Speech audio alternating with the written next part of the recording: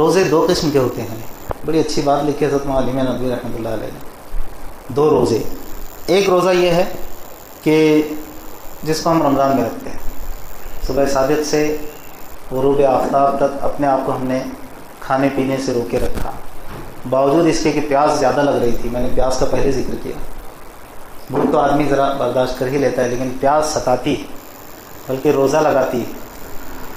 تو ہم نے یہ کیا کہ بھائی اللہ نے چونکہ منع کیا تھا کہ روزہ دار ہے تو نہ کھا سکتا ہے نہ پی سکتا ہے.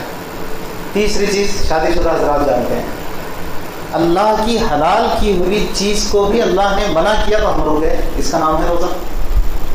پی لیتے تو روزہ کہاں، کھا لیتے تو روزہ کیسا، بیوی سے اس طرح کی قربت کر لیتے تو روزہ کیسا. ظاہر سی بات ہے کہ اللہ کے خوف سے روکے نا. ایک روزہ یہ ہے جس نے ہم کو تیار کیا اس دوسرے روزے کے لیے جو اللہ کو مطلوب ہے اس روزے کے ذریعے. میں پھر سے دہراتا ہوں اپنی بات. اس روزے نے ہم کو تیار کیا اس روزے کے لیے جو اللہ رب العزت کو مطلوب ہے اس روزہ رکھوانے کے ذریعے سے. لعلکم تتقون، تاکہ تم متقی بن جاؤ. مقصود یہی تھا 30 روزوں کے ذریعے سے کہ اصل روزہ جو تمہارے سامنے پوری زندگی کا روزہ آنے والا ہے اس کے لیے تم اپنے آپ کو تیار کرو. جیسے تم نے یہاں پر حلال کھانے سے اپنے آپ کو روکا نہیں، اللہ کا خوف. پینے سے روکا، پلانے سے روکا نہیں، اللہ کا خوف. اپنے آپ کو مباشرت سے روکا بیوی کے ساتھ، اور جو ہمارے لیے درست تھا نکاح والوں کے لیے ہے یہ مسئلہ. تو اپنے آپ کو روکے رکھا، لیکن مطلوب کیا تھا اس کے ذریعے کہ اب ساری زندگی بھی ہم اس کے لیے تیار ہو جائیں کہ یا اللہ جن چیزوں سے آپ زندگی بھر کے لیے روکتے ہیں ہم رکنے والے بن جائیں. بات ہے سمجھ میں؟ یہ دوسرا روزہ ہے جو اصل روزہ ہے کہ اب ساری زندگی وہ کرنا ہے جو اللہ نے کرنے کو کہا، اور وہ ہرگز نہیں کرنا ہے جو اللہ نے نہ کرنے کو کہا، جس سے منع فرمایا. اب آخری بات انشاءاللہ مزہ آ جائے تو اس طالب علم کو ضرور دعا دینا اور جزاک اللہ کہہ دینا، چاہے دل ہی دل میں ہو، چاہے جیسے ہو، چاہے زور سے ہو. اس روزے کی افطار ہوتی ہے مغرب میں غروب آفتاب پر. تو اگر ہم نے وہ روزہ رکھ لیا انشاءاللہ تو اس کی افطار ہوگی جنت میں انشاءاللہ. اس کی افطار یہیں پر غروب آفتاب پر. اور اس روزے کے لیے اگر ہم نے اپنے آپ کو تیار کر لیا تو انشاءاللہ وہ جنت کے دسترخوان پر اس کی افطار ہوگی. اللہ کہے گا دیکھو اس روزے کے ذریعے جو مجھے مطلوب تھا تم نے اس کو پا لیا، چلو آؤ یہ ساری جو نعمتیں ہیں جنت کی وہ تمہارے لیے. تو بھائی اللہ مجھے آپ کو بس یہ توفیق دے دے کہ ہم اصل زندگی کا روزہ رکھنے والے بن جائیں، جس میں سود نہ ہو، رشوت نہ ہو، بہنوں بھائیوں کا حق کھانا نہ ہو. میراث کے مسائل معلوم کیجیے، آج وراثت کے مسئلے میں بہت زیادہ غفلت ہے ہمارے پاس. اسی طرح غیبت، چغلی، بغض، عداوت، کینہ، اور تجارت میں نہ جانے کیسے کیسے جو خلاف شرع کام ہو رہے ہیں. تو پھر یہ روزہ کیسا؟ زندگی کا روزہ تو نہ ہوا نا.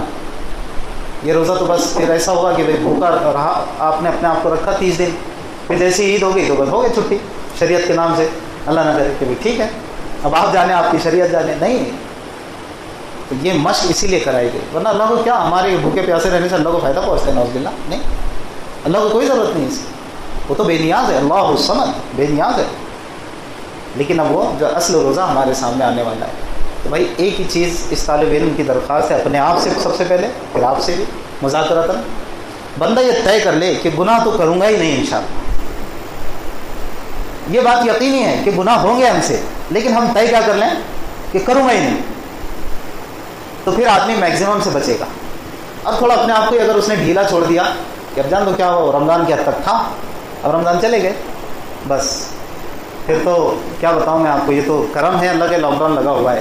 جس اینگل سے میں بولنے جا رہا ہوں ٹھیک ہے، ورنہ ناراض نہ مت ہو، نہ تاجر لوگ بولیں مولانا آپ کو کیا معلوم کیا چل رہا کر کے.